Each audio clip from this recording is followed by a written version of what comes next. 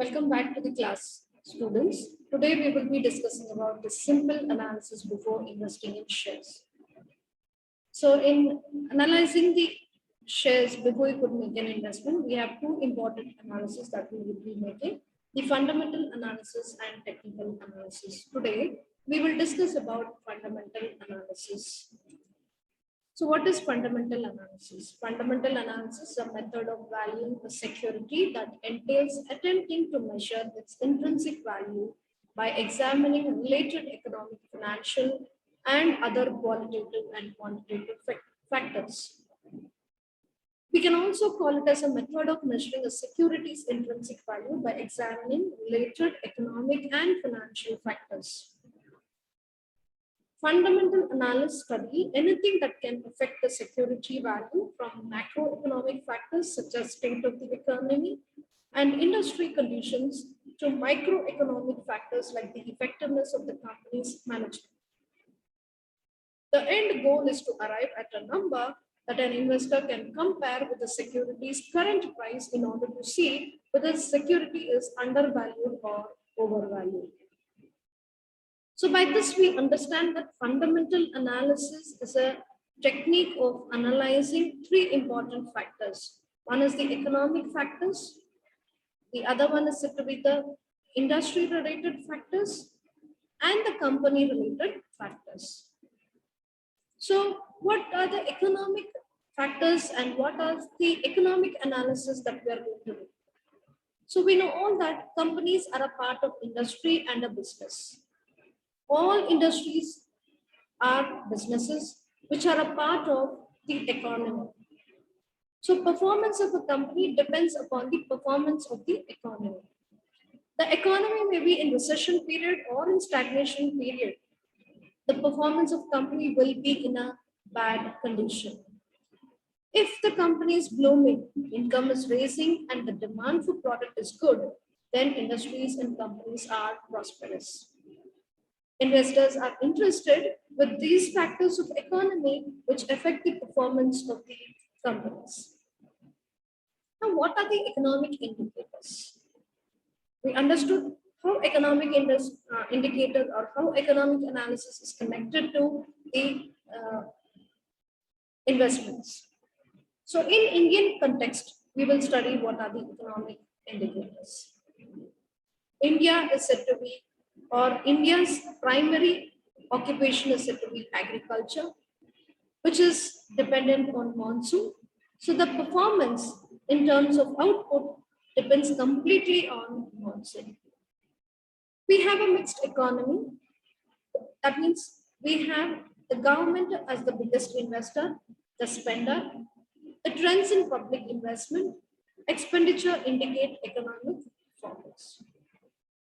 So our economy is a mixed economy. Next, we have monetary policies. The central bank influences the nation's money supply. So in India, we have the RBI, which governs the money supply, the interest rate,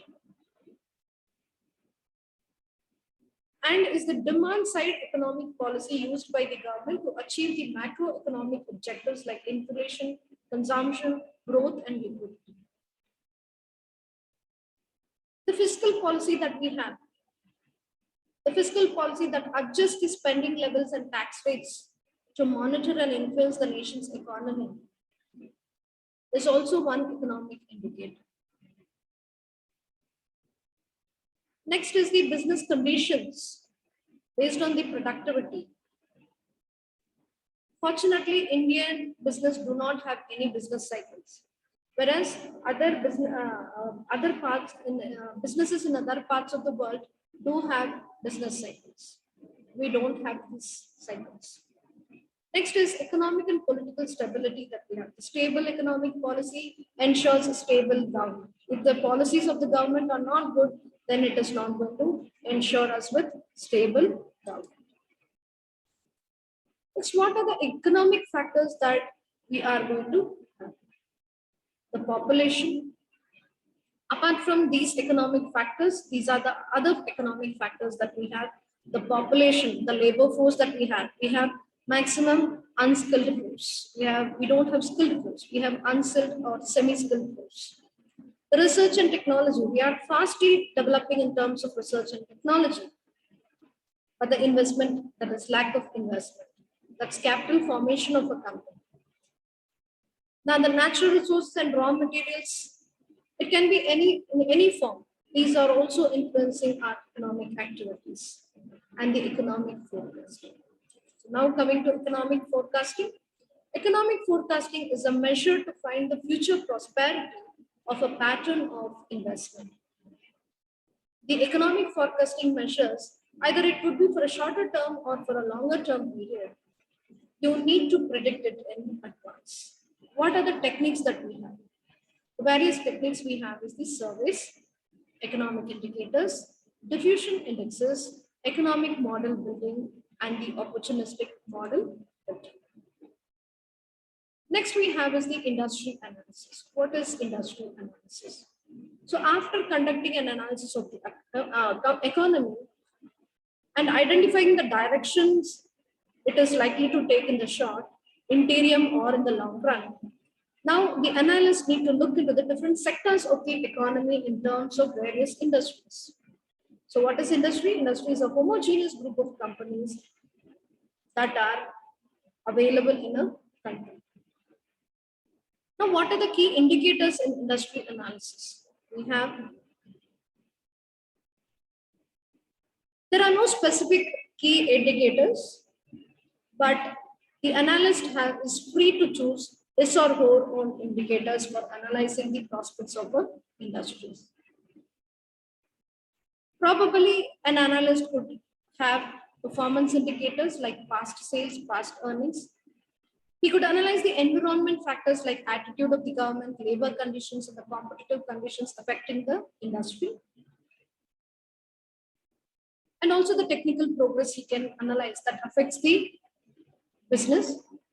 And the third kind of indicator could be other factors like industry share prices, the price earnings, multiples with reference to these key factors, strength and weakness of the company, or the opportunities and threats. What are the basic forecasting methods we have? We have the market profile, the cumulative methods, that's surveys, correlation and regression. You can use statistical tools to analyze, or you can go for using time series method. The next analysis that we have is the company analysis. What is company analysis? An investor makes an investment decision based on its goal of profit maximization or return maximization. The earning profits investor applies a simple and common sense decision rule of maximization. That is, buy a share at a low price and sell it at a higher price. The framework of company analysis goes around two important aspects. One is non-financial aspects and the financial aspects. So the analyst needs to analyze both the financial aspects as well as the non-financial aspects of a business. So with this, we come to the end of fundamental analysis today. In the next class, we will join with technical analysis. Thank you. Have a nice day.